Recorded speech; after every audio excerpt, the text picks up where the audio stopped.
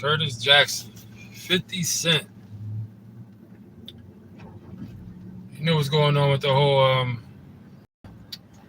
the documentary, the Diddy documentary and stuff like that. I said this a long time ago when he first came out and said he was making the documentary about Diddy. I was the only person I think on here came out and saying that that was bogus and that was whack. I thought it was corny. It looked stupid. You know what I'm saying? And now all of a sudden, I ain't saying it like, oh, I'm just saying like now more people are feeling the same way. They're like, dude, what is your purpose here? What is your agenda? What's the driving force behind this? To make a documentary and put it on Netflix about this? He's already done. He went down. He got his time. What are you going so hard about this for? So I said what I said before, and I see a lot of people coming to 50's defense, I guess, because he came out and made a statement. He did some interview with the people on Netflix or whoever it was, explaining what it was and why he did it and why he feels it was necessary. And I still feel the same way I felt before. I can't make peace with this. I think this is a complete sucker move on 50's part. This don't make no sense, man. I don't get it. I don't understand it. I don't understand what his motivation is. I don't understand why he's so butthurt. I think because a lot of us were saying like his baby's mom, and then originally it was because they're saying Diddy tried to take him shopping when he was like first coming out. That was like the initial beef. He was writing for Bad Boy, and then the whole thing with the baby's mom. But I think 50 cleared up and said that it's not neither one of those. He's trying to say that it's a moral thing. He don't want people to think that this is how you're supposed to behave in hip hop. Little does he realize that people can come out and have the same exact thing to say about him with the shit he be doing, like all the goofing around and the immature stuff and the trolling and stuff like that. It's easy to come out for somebody to say that. They don't think that that's a responsible way to carry hip hop and think that that's how grown ass men in hip hop are supposed to be acting. So for 50 to come out and play the moral card, that turned me off even more than I was turned off before. Like, I think that's extremely bogus and whack. I think that's corny. Especially for a person like 50, it makes him look weak because it's not like he's like I can even say like a Jay-Z, you know what I'm saying? Because Jay-Z don't be out here trolling, and you don't see him out here with all this foolery and saying start nonsense and this and that and that and this. Also, if 50's trying to be so moral and high ground and stuff like that, I would like to see him squash the beef with Ja Rule in that case. Why don't you go out here, 50, squash the beef with Ja Rule, squash all this other nonsense, squash the beef with Fat Joe, you know what I'm saying? So it's not like you're above. It's impossible for you to find it in your heart to squash beef with somebody. Squash the beef with Ja Rule because we're tired of that shit. I don't want to hear nothing else about 50. I'm so tired of the 50 Cent Ja Rule beef. It's played out. It's so corny. Even back then, I was such a 50 Cent fan, such a G Unit fan when I was younger. I was locked up when that first started happening. When 50 really first started blowing up, I was like coming out of jail when that was really first starting to happen. But just because when I was in there, that's when Ja Rule was like really on top. But just based on 50 Cent, I never really gave Ja Rule a fair chance. Not just based on that. I wasn't into the music like that. But as the years went on, seeing Ja Rule like on interviews and stuff like that, I have come to realize like I can appreciate who Ja Rule is as an artist and stuff like that. He seemed like a cool dude for the most part. And at this point, to even keep going on with him about that nonsense from way back in the day, that shit is immature and whack. So if you want to take a moral high ground, start with that. Squash the beef with Ja Rule because I'm tired of this. It's corny to me now. Like it makes grown black men look so whack and weak and immature. Every time I see 50 come out here and take a shot at Ja Rule nowadays, the shit turns my stomach. It's repulsive. You still going back and forth with this Ja Rule shit? Like, at the very least, when all that stuff was going on with Ja Rule and the whole thing, Murder Inc., G Unit, you can say that it was still sharper than steel because look what came out of it. Look what all the stuff that came out of the whole situation. Look at the whole big picture. Ja Rule's position was a big help in propelling 50 Cent forward. You know what I'm saying? Like, A lot of the anger, a lot of the drive he had, a lot of the motivation was coming from the beef he was having with them, which propelled him to make some great music, you know what I'm saying, to make some great business moves. Take it as that. This shit is 20, 30 years old at this point. I'm tired of this Ja Rule shit. So if 50 want to take a moral high ground, start with Ja Rule. Squash Ja Rule's beef. Because it just at this point, it just looks weak and why it's not even fun no more. It's been not fun. Killed on each side, whatever it is. Everybody's supposed to be such big bad gangsters. You're in the street, you know shit happens. People die, people get hurt. It is what it is. It's over with. Everybody always want to use the well, somebody, but blood was shed, so we can't be in the squash beat with blood guys. Everybody's out here shedding each other's blood. You shedding blood, people shedding your blood. You probably shed other people's blood. So what? Blood got shed. Big goddamn deal. It's not a big deal. We all lost blood out here. Everybody's blood got shed. Grow up. You know what I'm saying? Once you grow up and look back on all that street stuff, you realize that everything that happened under the street banner was all nonsense and goofy. People died out there. People lost everything. People got locked up. People lost money. People lost position over street nonsense that was not even worth it. You know what I'm saying? Shit that was just dumb and goofy. When you really look back at it, a person like me look back at some of the shit I went through, I'd be like, God damn, years of wasted time, thousands and thousands of wasted money on goofy shit. You got beef. Now you got to throw money away on maneuvering around. It's just all kind of dumb stuff, man. It's just like, maturity tells you that anything that happened under the streets banner is can be put into a package and thrown the hell away as the streets. You know what I'm saying? So to be sitting here all emotional, holding on to somebody blood guy said or so this happened or this. So what? Everything we all been hurt out there. We all hurt people. We all been hurt. Big deal. So we'll get over it. Shit's 10, 20, 30 years old at this point. Get over it. Jeez, that's like weak and real emotional and sensitive. God damn, like, when do you get over and get past stuff? At some point, you got to be like, man, this shit is whack. You got to change your way of thinking, and you got to put everything in that bag and throw the whole bag away and everything that came along with it. Because what does it benefit? You know what I'm saying? You keeping shit going from 20, 30 years ago. Now that you get caught at the wrong place at the wrong time, and now you're gonna feel the pressure and feel the heat, and your shit get messed up because some shit you could have just avoided and thrown away a long ass. Let's just get over this shit. I went on a whole different little rant about the whole shit with Ja Rule and 50, because what I'm saying is, if you out here on taking some moral high ground, start Ja Rule, squash the Ja Rule beef. That shit is played out at this point. Played out. You got stabbed, so what? Blood got shed, so goddamn what? Everybody likes to use, because blood got shed. It can never be over. Some people got hurt. Blood got shed. You probably shed blood too. They probably got some bloodshed because of you on your side. It's vice versa. So what? You're still breathing. You got millions of dollars. Why do you want nonsense in your reality? A person like me out here running around, working, night shift, driving. Like, if I would have millions, do you know how hard it would be to make me mad about anything if I had millions of dollars? I see people leaving comments. I can't read them though. Shout out to whoever's in the leaving comments. Do you know how hard it would be to bother me if I had millions of dollars? Do you know there would be literally nothing you can do or say about me or to me?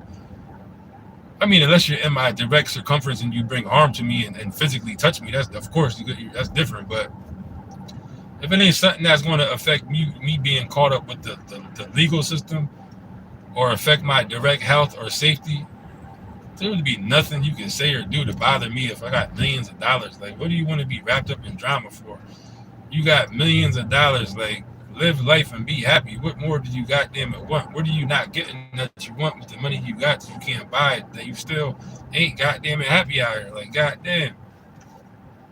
It's hard to fathom, but at the same time, I could understand it, because what a lot of people don't realize is that once you get used to having money, yes, that becomes normal. Then that's how you see people end up committing suicide and stuff, like celebrities and stuff. It gets to the point where it's like, because it is also a dark state to be in. When you got all the money in the world and you can't make yourself happy, that is really kind of the darkest place you can be. Hit the like button. God damn it. Somebody hit the like button. You've been up in here, you probably came through. Hit the goddamn like button. But like I said, at the same time, having money like that and still not being happy really is the darkest place you could possibly be, because now that you have the ability to change your reality to wherever you want, and you already done that a couple times, and you still ain't happy after that, yeah, that's a miserable existence. But even then, you know what I'm saying? It's like, dude, he's the one that came out here talking this moral high ground shit. So yeah, that's that. And I think he's being set up and being used because why he got to be the face of this documentary? Why he got to be the producer or whatever? Why him? And now Diddy talking about suing. I'm not sure about how the whole legality of it is and if Diddy can sue and how were they able to use Diddy's likeness? Because as far as I know, what it sounds like they use his likeness, so it sounds like he would be able to probably sue for this. So if he can sue, why would 50 not know he can't sue? Like that would be hard to believe that he didn't know that Diddy can't come back and sue. It was like, was he set up to walk into this, like to take the heat, knowing that you can be sued for this, but you were told to do this or else? Because why would you be so goddamn negligent to the law that it's like, you know what I'm saying? Because a lot of this footage from Diddy, I guess it's from his cameraman or something like that, but maybe he didn't, for whatever reason, the cameraman 58 whoever got a hold of the footage that Diddy's own personal cameraman was shooting. But even then, it's still Diddy's likeness, you know what I'm saying? So I still think there would probably be a lawsuit in there that Diddy could file because they're using his likeness and they're defaming his character. So if I was 50, it's too much red tape for me. If I'm 50, it's too much red tape and too much of a gray area for me to touch it because why take a chance like that? It ain't that important. And who's watching these Diddy doc? I guess people are. Like I haven't watched none of the Diddy documentaries. First of all, and at this point, what more is there to even know about on a doc? What more do you want to hear? What more is there like to be gained by even watching a Diddy documentary or Michael Jackson? I mean, if it's like there's one a Michael Jackson one coming up, it's like support of Michael Jackson about his life. That's different. I'm gonna watch that. But as far as like the battering, the expose thing and stuff like that, once you heard that Diddy was rubbing SEMEN on his chest or his eye or his hair, whatever. Once you heard that, do you really need to hear anything else after that? As far as like to be shocked, once you heard that, you already know this shit is limitless. There's what else could you possibly hear to make you go, damn? That's like at that point to me, it's not even hints. It's not. It's just I don't need to know. I don't even want to know or need to know about Diddy's personal bedroom life and all. It's just creepy and I can care less at that point. It's not even shocking no more. Once you heard that SEM shit on his chest, it's like I know his boundaries are limitless. He got no boundaries. So now I know that. All right. So that is Diddy got no boundaries. I don't need to keep knowing every boundary he crossed. You know what I'm saying? Before this shit happened, I've been saying since back in the day, I think Diddy's is a slime ball just based on how he dealt with Diddy with Biggie's family and stuff. So just because I'm not out here condemning Diddy with the whole thing that was going on, I never denied the fact that Diddy's a slime ball. You know what I'm saying? So I don't need to know nothing else about Diddy. Like, I don't need to see nothing else. There's nothing else to be. That's my own personal self. You know what I'm saying? A lot of people, I guess, are still very interested in this Diddy stuff. Especially after there wasn't no smoking gun. All the allegations that were talked about never came out in court. They were unfounded. So it was like, what do you want to keep hearing about how he whooped Cassie's ass? Or I don't know. But my opinion, long story short, overall, I think 50 looks crazy for this. I can't make peace with it. I think it's whack. I think he's being used by the powers that be. And because it just looks weak to me. I don't know. I can't agree with it. I think it's real whack. I think 50 played himself with this. But it is what it is, I guess. I don't know. If Diddy ends up suing him, if 50 ends up feeling some pressure, ends up getting caught up in some nonsense behind the lawsuit with this, that's his own fault. And because he said his whole thing is he don't want people to think this is how you're supposed to act in hip hop. Well, we can say that about a lot of shit with 50 and most other people in hip hop. You know what I'm saying? There's a whole bunch of people we can say that shit about. You're not allowed to judge other people's demons. That's what people don't understand and realize. You're not allowed to judge other people's demons. You can't do that because you're deeming to somebody else the shit you do that people don't like might be equally as disgusting and repulsive as theirs are to you. So once you go judging other people's demons, you make yourself look like a fool. You know what I'm saying? Of course, there's certain universal things that everybody's in agreement with that are just totally off the line that you shouldn't do. But for the most part, you can't. The shit that you do that's out of pocket ain't no better than somebody else's shit they do that's out of pocket. Everybody got a different level of what they think comfort and reality and normal is. You know what I'm saying? And I'm not here to bash 50 or nothing. There was a couple things that came out about 50. A couple pictures I talked about. The one before he was on the beach with that chick looking like a goddamn Ethiopian or something. That shit looked crazy as hell. There was the pictures came out a long time ago with the Jerry curl and all that. So you know what I'm saying? It's like, dude, it's not.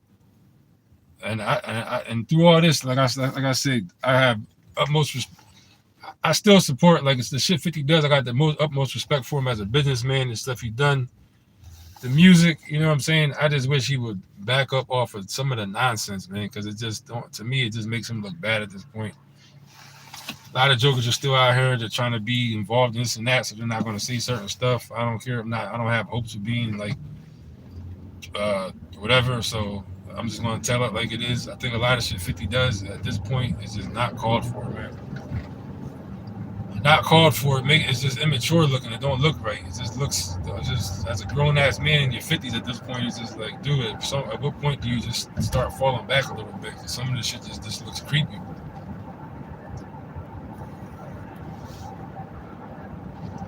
And then we got Snoop Dogg and Daz going back at it. I seen somebody post a short.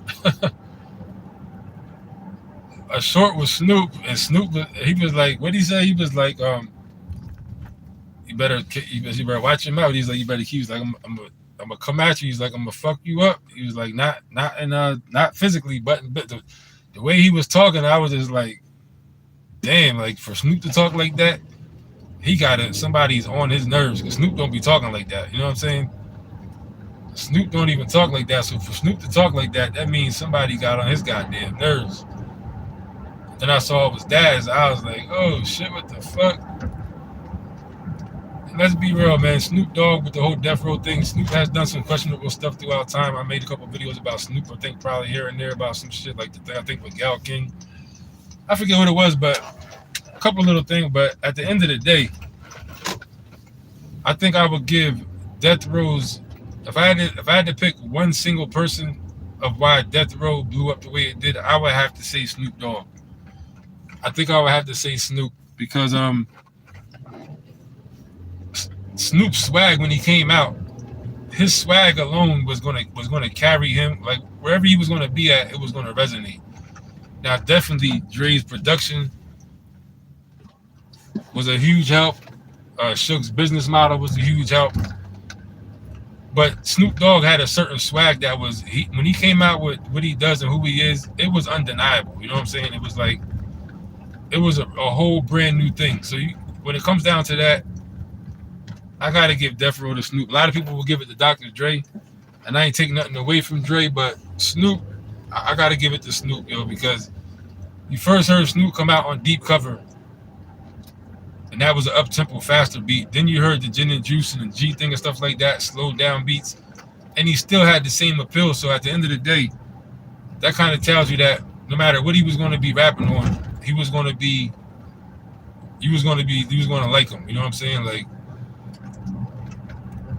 and yeah, Snoop Dogg was, and when Tupac came, that definitely, I mean, I get it. You know what I'm saying? Why they had a riff. Snoop's looking like, man, look, this is my shit. It was Snoop's shit. Snoop is the one that propelled Death Row. Like at the end of the day, you can't take that away from him. He's the one that really built Death Row. You know what I mean? So that's about it, man. But I thought that was just crazy, Snoop and Daz beefing. You don't never hear Snoop Dogg talking like that. Snoop is always happy. And then when you think about some of the things about with the accusation with the whole Tupac thing with the walkie-talkie, you know how they said when after it happened, Warren G came out and said that over Snoop had a walkie-talkie, and then after that, when Tupac got shot, somebody came on there and said something. and the way you see Snoop operate, then when you look at it in a certain light, you look at it, you be thinking it, you think about it in that way, you'd be like, damn, is he really this evil genius, like this evil mastermind on the low? Because if you think about it, if Snoop really is behind that type of shit, it's like, damn, he played his part real well. Because when you think of Snoop Dogg, you don't even besides the whole gangster rap thing. At this day and age, you think of like Snoop, like chill, laid back, like they call him Uncle Snoop and shit like that. You're not looking at it like. But if you look at it with that filter, like he is this mastermind dude behind the scenes doing this and that, it's like, oh shit, maybe Snoop is this dude. You know what I'm saying? Because the way he was talking to Daz, it was like, hold up, don't get it fucked up. Like you might have seen a face on Snoop that you haven't seen before, like a little thing creeping out, like, oh shit, maybe Snoop is this big bad gangster behind the scenes. You know what I'm saying? Because he was talking to Daz, he was like, man, look, this could happen. Shit could happen to you. You know what I'm saying?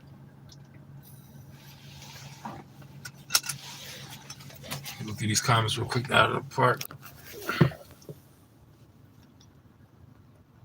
Do I think GTA 6 will get delayed again? I have no clue about nothing to do with GTAs. How come a couple comments got deleted just now?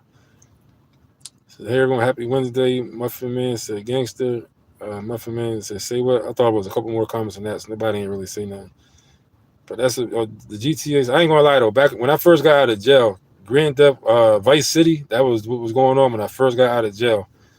I was on that. Like when I was young, I was a video game player back in Nintendo days, Sega. We was all, you know what I'm saying. But as I got older, I started playing video games when I got into like my teens. I'll say like around 15, 16, I probably stopped playing video. When I started like always getting locked up and shit like that, the video games kind of just faded out of my life. But when I got locked up one time, I was about, I guess I was like 22 when I got out that time, 20, 23, whatever I was. Vice City was the thing that was out, and I was on that shit hard body. Vice City, I was playing. I was really on that shit. Cause I was on parole and I was limited to certain shit, and I was like in the house a lot, so that I was on Vice City. I ain't gonna lie. Then San Andreas came out. I was on that for like a little quick minute, and then my life got too busy again to be playing video games and stuff. I was just out running around and shit, but. So I don't know, but I haven't been keeping up with the GTA stuff or none of the video game stuff in many years. You know what I mean? Hit the like button before you get out of here. Shout out to everybody that came through. Don't cost nothing to hit the button. Hit the goddamn like button. Or if you watch this on the playback, hit the like button. But yeah, 50 Cent, man, I think he was playing. I think he's being used, actually. I think people that behind the scenes made him go out here and produce this, put his name and face on it. I think he's actually being used at this point. You know what I'm saying? Because he's going to be the one that's going to face all the backlash if it comes down to that, lawsuits and shit like that. It's going to be him that's going to go down for it. So yeah, that's about it. Shout out to everybody that came through. Hit the like button. Stay out of the way of these jokers.